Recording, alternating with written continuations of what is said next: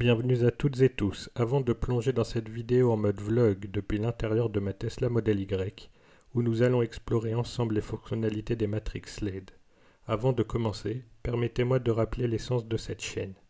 Nous adoptons ici une approche objective en discutant des aspects positifs et négatifs de toute technologie et toute marque.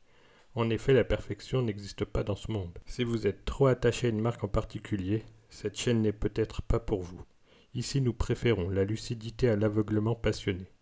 Maintenant, embarquons pour un trajet nocturne, parcourant route départementale, route urbaine et autoroute afin d'appréhender au mieux les performances des Matrix LED. Depuis ma mise à jour, il y a à peu près 12 jours, j'ai eu l'opportunité de les expérimenter, offrant ainsi une perspective informée et honnête. Contrairement à d'autres, je préfère prendre le temps de la réflexion avant de partager mon avis. Restez avec nous pour une expérience enrichissante et à la fin je partagerai avec vous mes conclusions personnelles en voix off. Cette vidéo sera également chapitrée pour votre confort de visionnage. Alors, installez-vous confortablement et préparez-vous à explorer les nuances des Matrix LED sur la Tesla Model Y. Bonjour à tous, bienvenue sur Okidoki Tech, la chaîne qui vous parle de high-tech, de santé connectée et de mobilité verte. On se retrouve aujourd'hui pour une nouvelle vidéo où je vais vous parler des feux Matrix LED.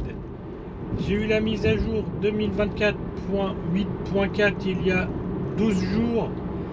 Et du coup ça fait 12 jours et surtout 12 nuits que j'utilise les feux Matrix LED sur la Tesla Model Y. Alors, comment ça va se passer? Bon, j'ai repéré un petit trajet représentatif là depuis les 12 jours où il y aura un peu d'urbain, de périurbain et d'autoroute.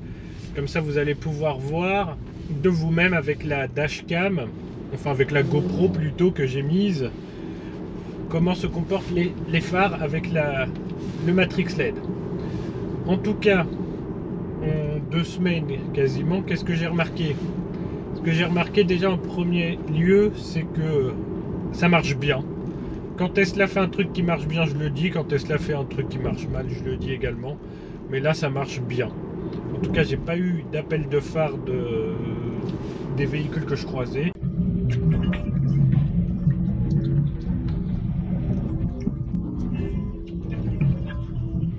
Ça signifie que ça ne les éblouit pas.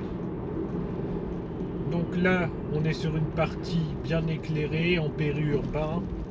Là, c'est les feux de croisement classiques. Les feux de route ne se sont pas mis. Je vous dirai au fur et à mesure de la vidéo quand est-ce que ça se met, ce qu'il faut regarder, mais là, je suis toujours en feu de croisement. Là, je suis passé en feu de route, alors que c'est éclairé.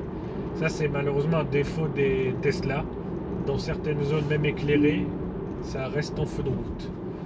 Mais j'ai remarqué qu'il y a un facteur vitesse. Par exemple, là, c'est limité à 50. Normalement, là, je suis encore en feu de route automatique. Normalement, ça va baisser en feu de croisement. Là, je suis toujours en feu de route, malheureusement. Mais ça, c'est un des inconvénients qu'il y avait déjà avant la mise à jour. C'est-à-dire que la Tesla aime bien rester en feu de route, même en ville. Je ne sais pas si c'est lié à la réglementation américaine, mais en tout cas, chez nous en France, normalement, on reste en feu de croisement en ville et à l'extérieur quand c'est éclairé. Là, il est repassé en croisement parce que j'ai ralenti sous les... En général, c'est sous les 30 km/h. Dès qu'il voit que je repasse sous les 30, il revient en croisement. Là, on va arriver sur une zone non éclairée. Je vais accélérer. Je vous dis... Hop, là, vous voyez, il est passé en feu de route et il met un halo derrière le motard. C'est un coin beaucoup plus sombre. Par contre, ça c'est les essuie-glaces made in Tesla, là je n'y touche plus, mais ils se déclenchent même. Mais là on voit bien l'halo noir en forme de triangle au niveau du motard. Là on le voit très bien normalement sur la GoPro aussi. Là on revient en ville, c'est limité à 50. Je vais passer sous les 40 normalement, sous les 40. Il va voir que c'est éclairé et ça va revenir en croisement. Toujours pas. Moi je trouve qu'il vient très tard en croisement. Là je suis toujours pas en croisement alors que je suis en ville depuis une centaine de mètres. Heureusement que ça n'éblouit pas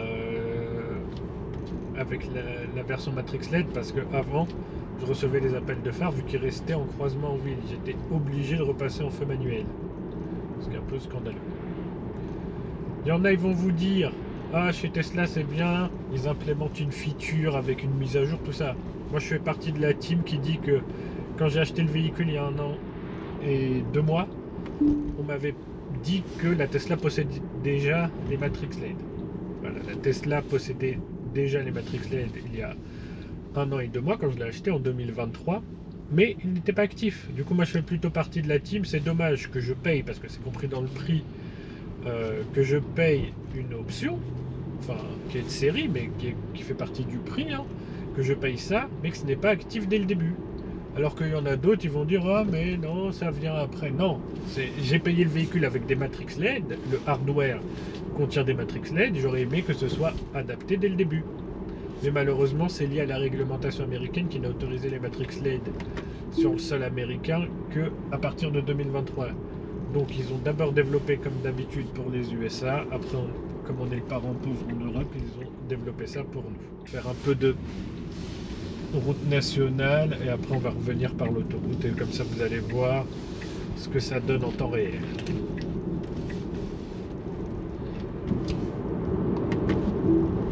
Là on est sur route nationale, totalement non éclairée. Hop, ça y est, vient de passer en Matrix LED, on voit bien les carrés noirs autour du véhicule pour ne pas l'éblouir. Là on voit il y a un véhicule qui va arriver en face, normalement il va le contourer. Vous voyez là il contourne bien. Moi je le vois très bien. Hein. Alors passe à 70, on aurait une petite zone éclairée. Non pas encore. Par contre voilà, les panneaux c'est un défaut, hein. Ils les illuminent trop. Moi j'ai toujours trouvé que ce n'était pas normal. Ça m'éblouit même quand il fait très nuit. Dont vous aimez. Là vous voyez, il contourne le feu. Ce qui est normal. Voilà, je suis à vitesse stabilisée. Est-ce qu'il y a des véhicules qui arrivent en face? Oui, voilà. Vous voyez bien hein, sur la GoPro que les LED bougent une à une pour ne pas éblouir le véhicule qui arrive en face. Là, par exemple, vous ne voyez pas mon écran, mais il me dit que l'alerte de franchissement de l'île est indisponible parce qu'il fait trop nuit. C'est ça Tesla, c'est ce que j'adore. Quand il fait trop nuit, je ne peux pas utiliser les aides à la conduite. Alors que c'est là, quand je suis fatigué, que j'aimerais utiliser les aides à la conduite. Ils vont dire que je râle trop. Et comme je l'ai dit en disclaimer au début de la vidéo, cette chaîne est objective. Je ne suis pas là pour satisfaire les Tesla fanboys. Vous avez d'autres chaînes qui sont là pour vous. En général, ces chaînes-là contiennent Tesla dans leur nom de chaîne. Moi, je m'appelle Okidoki Tech. Même si j'ai une Tesla, je reste objectif. Là, vous voyez bien, hein, regardez, les véhicules vont arriver en face et ça les contourne très bien. Vous voyez le halo lumineux de la tour Eiffel pour les non-franciliens là au bout qui s'éclairent dans le ciel. Normalement vous le voyez de là. Vous venez de le voir. En tout cas ça fait le job. Pour l'instant vous voyez, j'ai reçu aucun appel de phare depuis que je suis rentré. Mais on voit bien les LED qui travaillent. Est-ce qu'après c'est révolutionnaire? Non, mais c'est un plus pour la sécurité. Donc, vous avez revu dans le ciel là, le spot lumineux de la tour Eiffel. Par contre, ceux qui habitent dans certains endroits d'Île-de-France, ils ont pleine face dans leurs appartements, leurs maisons, ça en enfer, moi ça va. On voit bien les LED qui travaillent bien.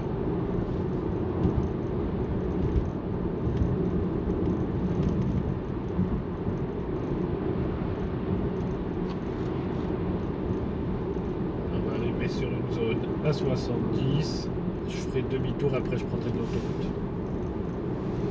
Je fais du contenu pour vous, hein. Je fais un détour parce que malheureusement, comme je vous ai déjà dit, la précédente vidéo est inexploitable à cause de la GoPro qui a bugué. Là vous voyez, lui m'éblouit l'enfer.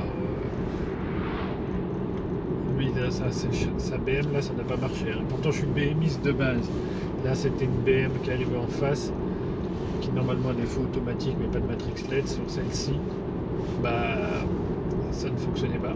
Il est resté en plein phare, j'ai dû faire des appels de phare pour qu'il change. Donc on va faire le chemin retour, après on prend un peu d'autoroute Comme ça vous aurez eu tous les cas de figure de la ville, de l'autoroute et de la nationale. La ville, ça sert pas à grand chose vu qu'on est en croisement, mais je vous ai montré que parfois en ville il reste en feu de route même si ce n'est pas adapté.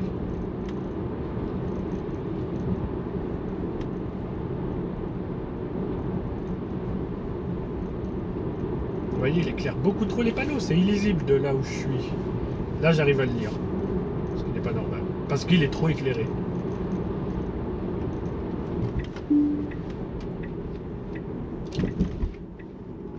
Là il m'avait commencé à me ralentir tout seul, je sais pas pourquoi dans certains ronds-points il ralentit bien.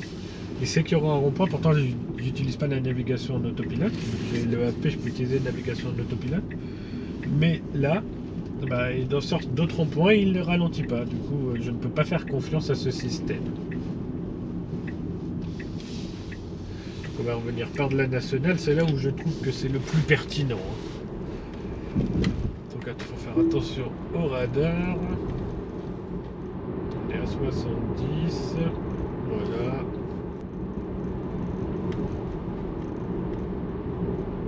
La moto, il l'a bien détecté. Elle repasse en plein phare.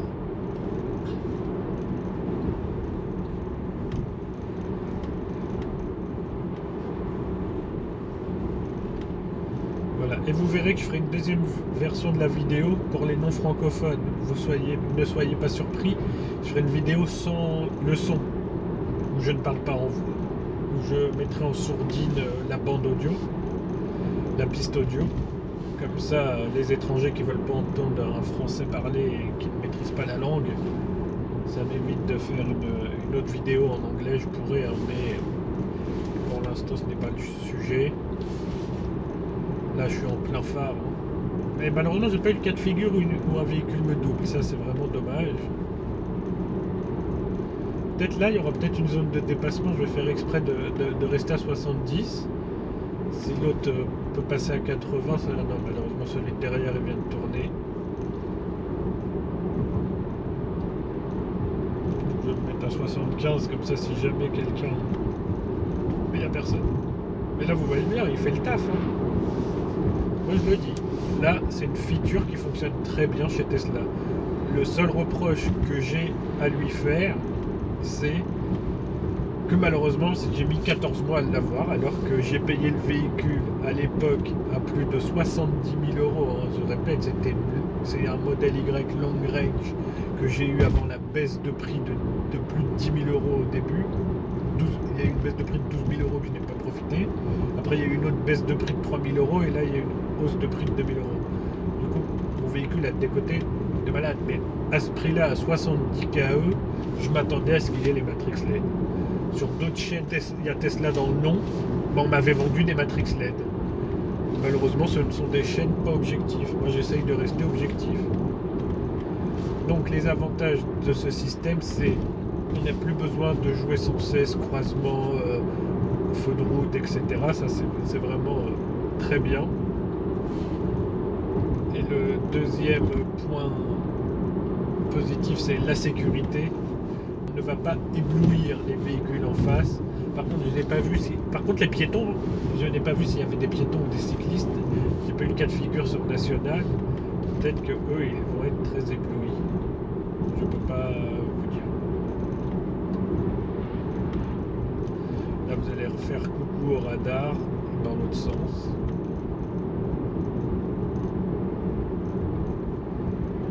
Il est là, juste en face. Respecte les limitations, c'est limité à 80, je suis dans les clous. Oui, je disais, les deux points importants, ça va être la sécurité, à la fois pour le conducteur et les autres véhicules. Le conducteur, n'a plus à actionner la manette de Komodo à chaque fois, croisement, pas croisement, feu de route, surtout que chez Tesla, c'était très mal géré, les feux de route. Sécuritaire pour les autres, enfin on ne les éblouit pas. Et enfin, le point positif, le gros reproche que j'ai à lui faire, c'est que Tesla a implémenté une feature 14 mois après que j'ai acheté le véhicule alors qu'elle était présente en hardware. C'est ce qu'on appelle le L time dans le jargon. C'est vous savez que la feature est présente mais vous ne savez pas quand est-ce qu'elle sera activée. Mais bon, on va pas refaire l'histoire. Donc là je vous mets un bout de route et on passera sur l'autoroute. Comme je vous ai dit, pour les francophones, je vous invite à regarder cette vidéo et non pas la vidéo où il n'y a pas de son. Je mettrai les deux, mais comme je vous ai dit, celle où il n'y a pas de son, ça sera uniquement pour les non francophones.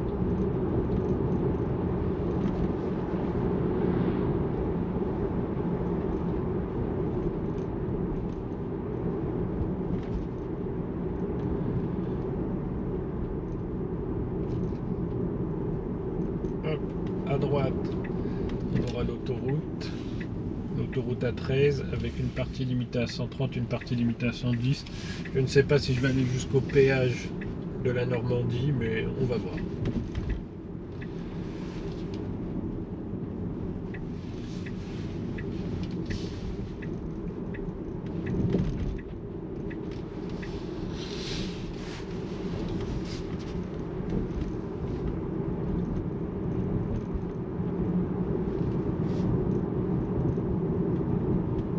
Là je suis en feu de croisement, hein. C'est en urbain, on peut appeler ça de l'urbain, hein.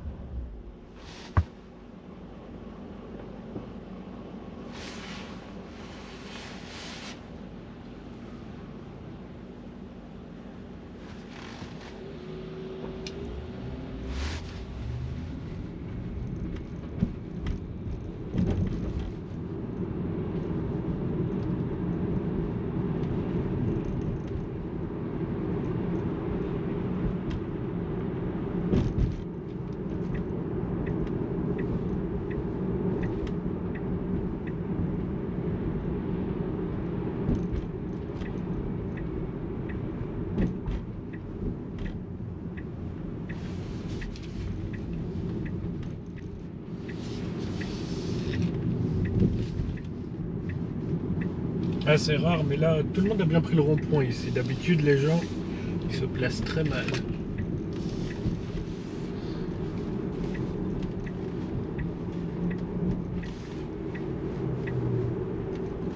Voilà, l'autoroute est là. Je vais aller en direction du péage de la Normandie. On va voir où je m'arrête. Faut pas que la vidéo dure trop longtemps non plus. Sûrement faire du cut au montage pour pas que vous ayez trop. Et après pour les autres, je mettrai une vidéo sans son, comme ça vous pourrez la regarder plus en détail. Si vous êtes resté jusqu'ici, je vous rappelle de vous abonner, le petit pouce qui fait plaisir et le commentaire. En commentaire pour me dire ce que vous en pensez là à travers la GoPro, et pour ceux qui ont déjà eu la mise à jour, ce que ça donne chez vous, et pour ceux qui ne l'ont pas encore, est-ce que vous l'attendez avec impatience. Merci de me dire tout ça en bas en commentaire. Voilà, je ne demande pas souvent en vidéo, mais si vous pouvez vous abonner, parce que je fais beaucoup de vues sur certaines vidéos, mais malheureusement je n'ai pas assez d'abonnés pour que la chaîne grandisse un peu et qu'on vous propose du contenu toujours plus qualitatif.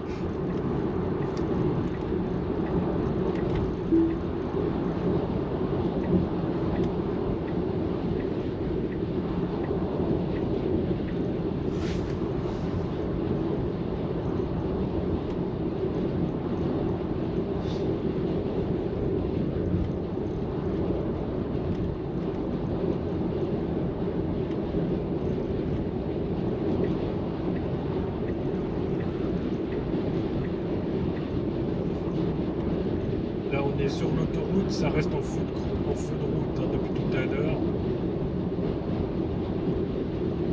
Ça n'a pas bougé. Le faisceau s'adapte en permanence, que ce soit au véhicule que je double, au véhicule qui me double et au véhicule qui arrive en face. Vous voyez bien là par exemple, il y a une bande noire derrière les trois véhicules.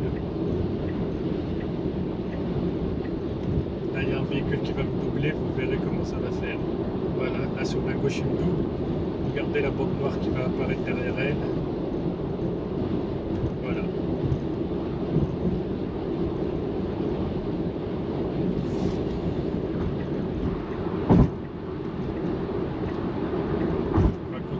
peu les amis, hein. Je suis sympa. On va pousser, peut-être pas jusqu'au péage, mais peut-être jusqu'à la prochaine sortie. Oui, on va pousser.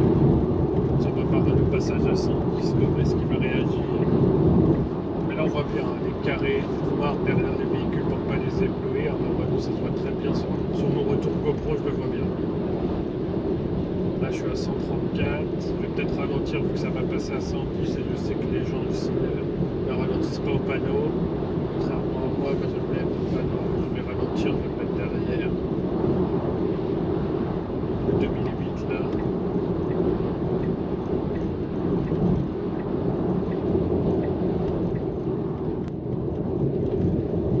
114, je prends toujours une petite marche parce que j'aime bien être un petit peu au-dessus du flux.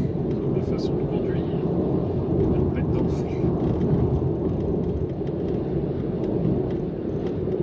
Ça, derrière la... Je crois que c'est une Twingo là. Non, 208. Oui, 208. Non, même pas un Qashqai. Avec des effets tellement bizarres, c'est un Qashqai première génération. On dirait des feux de griffes de lion, de Twingo de loin.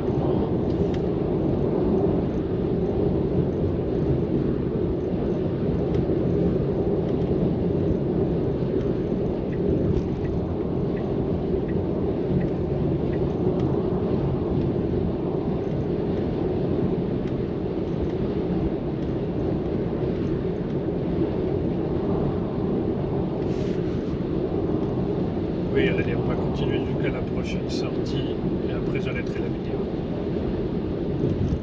Moi je fais le chemin retour tranquillement parce que là on est à près de... plus de 25 minutes de rush, ça va faire trop après. Je vais vous perdre. Ceux qui sont arrivés jusque là, encore merci. Ça prouve que vous vous intéressez à ce que je fais. Je vous remercie encore une fois. J'espère que la chaîne va pouvoir grandir. Là, je vous annonce du contenu en exclusivité qui va arriver notamment. On va bientôt pouvoir tester, dès que ça arrive, l'autopark, comme j'ai le AP, qui revient sur les Tesla Vision, mais uniquement malheureusement, d'après ce que j'ai compris, en bataille, pas en créneau. Mais on va s'amuser un petit peu. On va essayer de le challenger.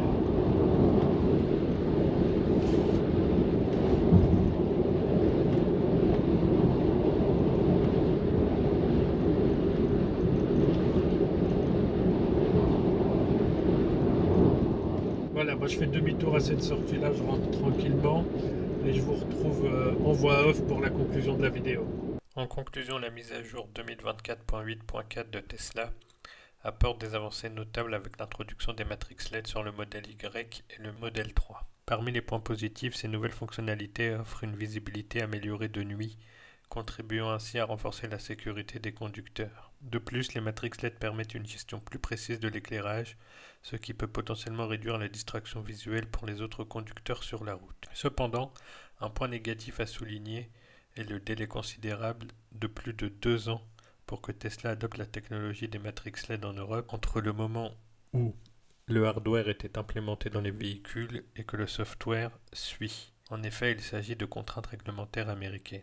Cette attente prolongée a pu frustrer les clients européens qui attendaient avec impatience ces améliorations de sécurité et de confort. De plus, cela soulève des questions sur la capacité de l'entreprise à s'adapter rapidement aux différentes réglementations dans les différents marchés, ce qui pourrait potentiellement affecter la compétitivité de Tesla sur le plan mondial. Malgré ces quelques inconvénients potentiels, la mise à jour 2024.8.4 de Tesla représente une avancée significative dans l'amélioration de l'expérience de conduite et confirme l'engagement de l'entreprise envers l'innovation technologique dans le secteur automobile.